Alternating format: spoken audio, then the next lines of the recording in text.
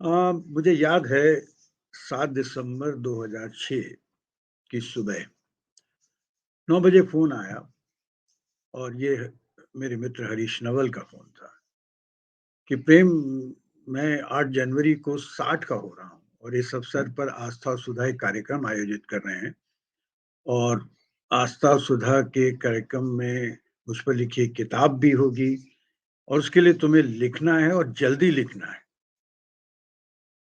तो एक अजीब-सी आंधी-नुमा हलचल के साथ जब वो मतलब अगर हरीश कहें कि उन पर लिखना है, तो लिखना है और ये लगभग वैसा ही है कि जैसे मैं अपने आप से कहूँ कि तुम्हें लिखना है, तो लिखना है। तो जैसे ही मैंने सोचा कि अब लिखना तो है ही, तो अजीब-सी एक आंधी-नुमा हलचल के साथ यादों के बंद दरवाजे खुलकर बड़बड़ाने लगे। खूब सारी यादें और वो यादें शुरू हो गई दिल्ली विश्वविद्यालय से वो यादें शुरू हो गई, कॉलेज ऑफ वोकेशनल स्टडीज़ से। वो यादें शुरू हो गई साक्षा अपार्टमेंट से, वो यादें शुरू हो गई जब हम दोनों ने मिलकर सीरियल लिखे। वो यादें शुरू हो गई कि जब हम दोनों ने मिलकर हिंदुस्तान का अंक संपादित किया, वो यादें शुरू हो गई जब हम दोनों एक-दूसरे के सम्मान समारोह में गए, युवा 18 सम्मान समारोह में। वो यादें शुरू हो गई कि जब हम लोगों ने बहुत सारी गोष्ठियाँ की, वो यादें शुरू हो गई जब व्यंग्य यात्रा में हरीश नवल मेरे साथ रहे, वो यादें शुरू हो गई, जो आज भी एक अनगिनत यादों का सिलसिला बन रही हैं।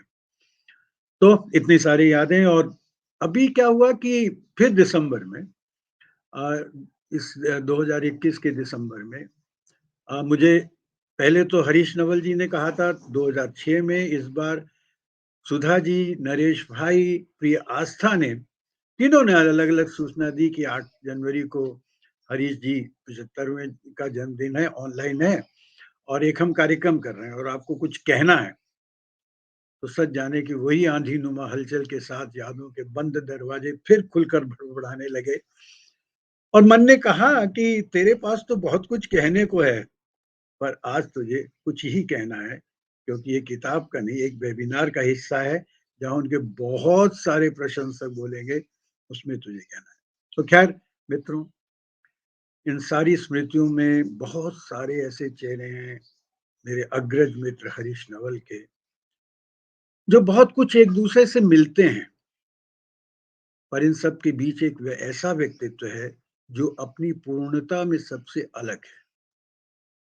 वह एक ऐसी इकाई है जिसके सामने कोई दहाई या सैकड़ा भी नतमस्तक हो जाए और वो एक ऐसा मित्र है जो मात्र परिचित नहीं है, जो आपके अतीत का एक महत्वपूर्ण हिस्सा बन चुका है। छरहरा बदन जिसे मैंने हरा-भरा सशक्त भी देखा है, बोलती आँखें, सौंदर्यशाली दाढ़ी वाला चेहरा, जिस चेहरे को मैंने बिना दाढ़ी के भी देखा है और मुस्कुराता व्यक्तित्व, कभी 1 इंच मुस्कान, कभी अट्टहास करते गालों के साथ बोलती हुई आँखें। मित्रों हर एक को लगता होगा, मुझे भी लगता है और जिनको नहीं लगता वो अनपढ़ कहूँगा उनको, क्योंकि हरीश एक ऐसी किताब है, जो देखने में पहली नज़र से लेकर आखिरी नज़र तक आकर्षक, लुभावनी, पठनीय, सरल एवं प्रिय लगती है, बाहर से देखने में। पर आप जब उस किताब को पढ़ते हैं, तो पाते हैं कि इस पुस्तक को पढ़ना इतना क्या, उतना भी आसान नहीं है। ये पुस्तक ना तो सरल है, ना ही लुभावनी है और ना ही उतनी आकर्षक। क्यों? क्योंकि ये पुस्तक आपसे आपके परिश्रम की माँग करती है। आपसे आपके डूब जाने की माँग करती है। मैंने कई बार कहा है किसी और सिलसिले में भी कि जैसे हम कहीं जाते हैं, किसी देश को, किसी राज्य को, किसी स्थान को देखते हैं, किसी झील को देखते हैं, समुद्र को देखते हैं, बीच पर जाते हैं, तो एक पर्यटक के रूप में हम जाते हैं। और पर्यटक के रूप में दृष्टिपात करना किसी चीज़ पे बहुत लुभावना और सरल होता है। पर उसी जगह के जब हम निवासी बनते हैं, पहाड़ों में जहाँ हम गर्मियों में जाते हैं, बहुत अच्छा लगता है। पर वहीं पर जब बर्फ़बारी होती है, लैंडस्लाइड होते हैं वो तब हमें पता लगता है कि उसकी अंदरूनी परतें क्या हैं। तो पता चलता है कि एक तिर्यक रेखा या फिर दोधारी तलवार पर चलने जैसा है, ऐसी जगह पे रहना। तो जैसे किसी हरी-भरी घाटियों को अपनी गोद में समेटे सफ़ेद चादर सी विशाल पर्वत श्रृंखला अपनी विराटता के प्रति एक चुनौती प्रस्तुत करती है और पर्यटक दूरबीन से उसकी समीपता को महसूस कर प्रसन्न होता है।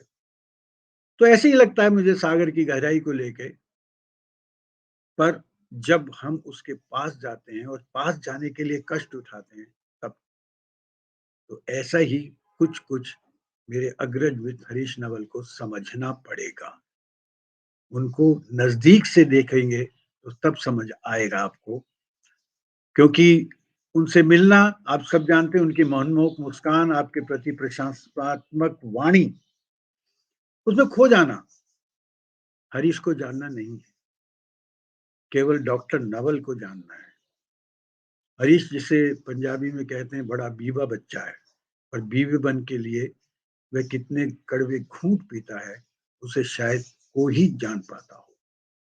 ऐसा व्यक्तित्व जो आपके हर गुनाह, आपकी हर चालाकी और आपके हर ज़हर को अपनी मुस्कान से झेल रहा हो, समझ सकते हैं कि कितना असहनीय दर्द झेल रहा होगा। व्यंग के संदर्भ में कहा जाता है कि संग वही सही व्यंग वही है, जिसमें तल्खी हो और साथ में करुणा हो। हरीश नवल, मेरे ख्याल में हर उनके लगभग हर जन्मदिन पे मैं उनके साथ रहा, पर ये बहुत महत्वपूर्ण जन्मदिन, 75वाँ जन्मदिन, और वो विदेश में मना रहे हैं। मेरी शुभकामनाएँ हैं उनके साथ, और मैं चाहूँगा कि स्वस्थ, सक्रिय और यशोमय दीर्घायुपूर्ण उनको जीवन मिले, शुभकामनाएँ हैं। और उनकी संघर्ष शक्ति को मैंने देखा है। बहुत सारी चीज़ें हैं, पर इस समय बहुत सारी चीज़ें कहने का नहीं है।